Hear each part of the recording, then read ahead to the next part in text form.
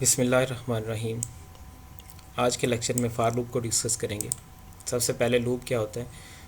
Loop हम एक ही चीज़ को या एक ही तरह की चीज़ों को हम बार बार रिपीट करने के लिए, कुछ टाइम्स के लिए उसको रिपीट करने के लिए फ़ॉर लूप का यूज़ करते हैं, लेकिन सबसे जो इम्पोर्टेंट लूप्स हैं हमारे पास वो एक फ़ॉर लूप है और एक वाइल या डू वाइल लूप है। लेकिन इस लेक्चर में हम सिर्फ फ़ॉर लूप के बारे में बात करेंगे। सबसे पहले फ़ॉर लूप का सिंटैक्स क्या होगा। फ़ॉर लूप के लिए हम सबसे पहले लिखेंगे फ़ॉर, और वो वेरिएबल जिसको रेपिटेशन देनी है, जिसको चेंज करना है हमें, और उसकी चेंज स्टार्ट कहाँ से हो, उसकी चेंज, और उसको कहाँ तक हमने वेरिएट करना है, एंड पॉइंट उसका क्या होगा, और कितने उसके अंदर इंक्रीमेंट हमारे पास क्या हो। और फिर उसके बाद डू, यानी वो काम करना शुरू करे, और जो स्टेटमेंट्स हैं वो लिखी जाएंगी, जो भी जितनी भी हैं उसके अंदर, और उसके बाद फिर एंड डू, यानी उसको स्टेटमेंट को हम एंड कर देंगे, फ़ॉर लूप को एंड कर देंगे। एक एग्जांपल लेते हैं इसके लिए कि 1 से लेकर 5 तक के नंबर को जस्ट हमने प्रिंट आउट करना है। इसके लिए लिखा हमने फ़ॉर आई, वेरिएबल इसका आई है, कहाँ से स्टार्टिंग पॉइंट उसका कहाँ से हो, 1 से, एंड कहाँ पे हो, 1 पे, और इंक्रीमेंट कितना हो 1 का, जो यहाँ पे बताया था आपको। Variable, starting number, ending number, increment, और उसके बाद लूप स्टार्ट हो जाए डू, और उसको लिखना शुरू कर दे। अगर यहाँ पे मैं इंक्रीमेंट देता हूँ 2 का, तो देखिए इसके अंदर पहले 1, उसके बाद आई की वैल्यू 1 आई यहाँ पर लिखी गई, उसके बाद इंक्रीमेंट आएगा 2 का, तो आई के पास कितनी आ जाएगी 3 वैल्यू, फिर इंक्रीमेंट 2 का आएगा, आई के पास आ जाएगी 5 वैल्यू, फिर इंक्रीमेंट 2 का आएगा, आई के पास आएगी 7 वैल्यू। लेकिन हमारा लूप कहता है, हमारा जो प्रोग्रामिंग है वो सिर्फ 5 तक के लिए, इसलिए वो 7 नहीं लिखा जाएगा यहाँ पर। अगर यहाँ पे एक नंबर हम इंक्रीज़ कर लेते हैं, नंबर 10 कर लेते हैं, और इसमें यहाँ पे मैं इंक्रीमेंट कर देता हूँ 4 का, तो इसमें 1, उसके अंदर 4 ऐड हुआ, आंसर आया 5, फिर उसमें 4 ऐड हुआ, आंसर आया 9, फिर उसमें 4 जब ऐड होगा तो आंसर 13 आना है, लेकिन उसको लूप टर्मिनेट कर देगा, उसको नहीं लिखेगा, एंड डू हो जाएगा। अच्छा, डू एंड डू की जगह पे हम अगर ओ डी लिखते हैं, ये भी इसकी कमांड है, तो भी हमारे पास यही इसका प्रोसेस आएगा, यानी डू और ओ डी भी लिखा जा सकता है और एंड डू भी लिखा जा सकता है। मज़ीद इसको एक्सप्लेन करने के लिए एक और एग्जांपल लेते हैं। Find the sum of the first n numbers using for loop. n numbers को हमने ऐड करना है। सम, यहाँ पे एक और बात बता दूँ, यहाँ पे सम स्मॉल नहीं लिख सकते हम, क्योंकि स्मॉल सम जो है वो एक ख़ास कमांड है इसके अंदर, वो एक रिज़र्व वर्ड है, या कह लें उसका ग्लोबल वेरिएबल है, उसको हम यूज़ नहीं कर सकते। यहाँ पे सम की बजाय हम सिर्फ s लिख लेते हैं, और इसको प्रोसीजर के साथ डिफ़ाइन करते हैं, क्योंकि हमने 1 से लेकर n तक है, नंबर हमने बाद में देना जहाँ तक हमने उसको सम अप करना है।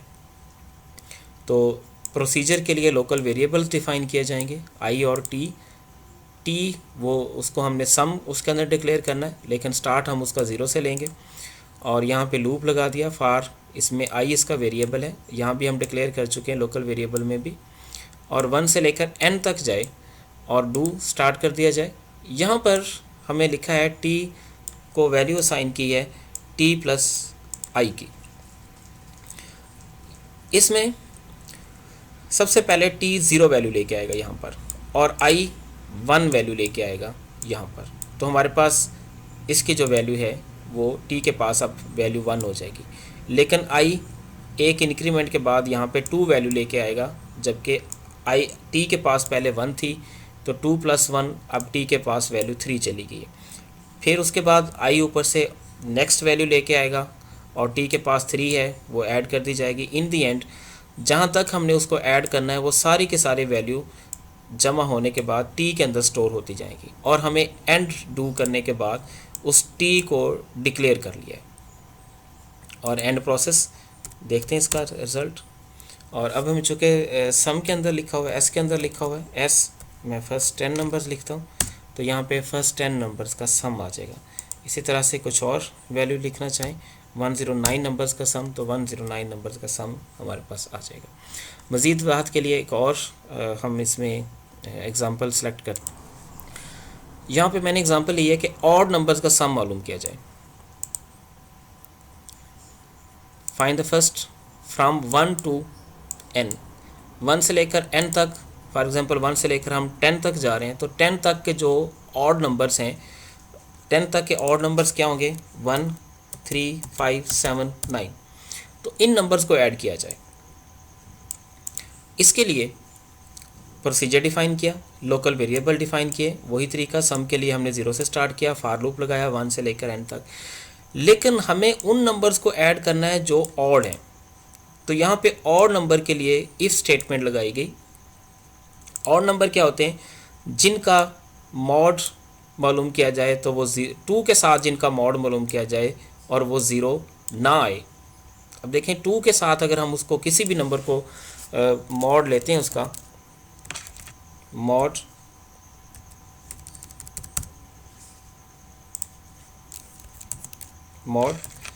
फर्ज करें 5 और 2 के साथ मॉड लेते हैं, आंसर उसका 1 आएगा।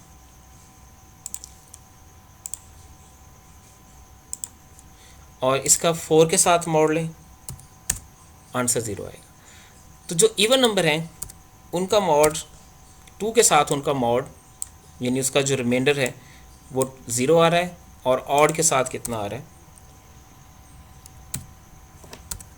ऑड नंबर के साथ उसका रिमाइंडर जो है वो 0 आ रहा है।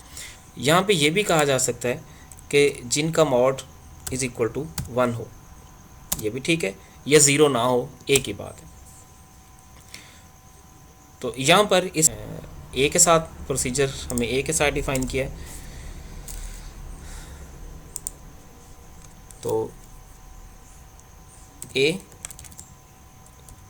पहले 10 ऑड नंबर्स का सम ले लेते हैं। पहले और 10 ऑड नंबर्स का सम जो है वो 25 है। 1 से लेकर 10 तक के जो ऑड नंबर्स हैं, 1 से लेकर 10 तक के ऑड नंबर्स का मतलब यहाँ पर हमारे पास नंबर्स यही आएंगे, 1 + 3 + 5 + 7 + 9। तो इनका सम चेक कर सकते हैं हम, 25 आएगा। एक और एग्जांपल लेते हैं इसके अंदर।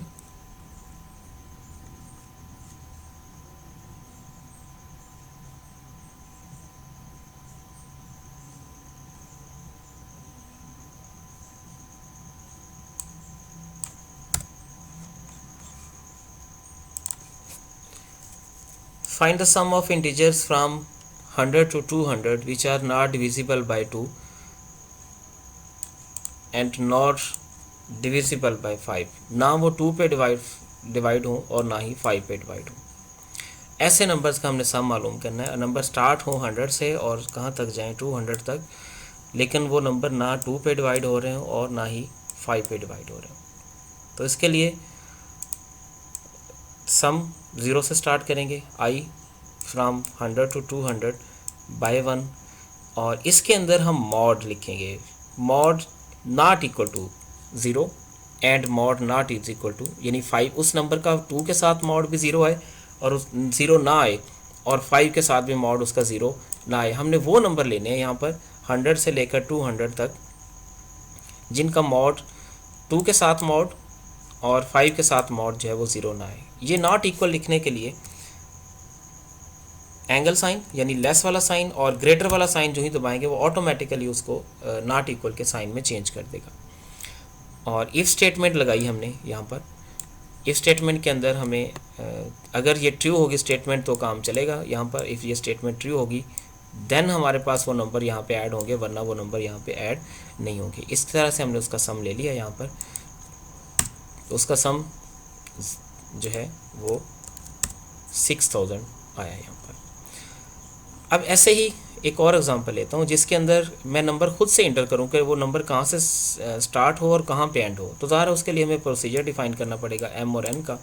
लोकल वेरिएबल्स दिए, स्टार्टिंग 0 से ली उसकी सम उसका, और for I from m to n, और वो नंबर ना 2 पे डिवाइड हो और ना ही वो नंबर 5 पे डिवाइड हो, वो वाले नंबर यहाँ पे ऐड किए जाएं। कंडीशन एंड कर दी, फार लूप भी एंड कर दिया और प्रोसीजर भी एंड कर दिया। तो यहाँ पर मैं नंबर यहाँ पे लेता हूँ 1 से लेकर 10 तक, जिनको हम चेक करना भी आसान है।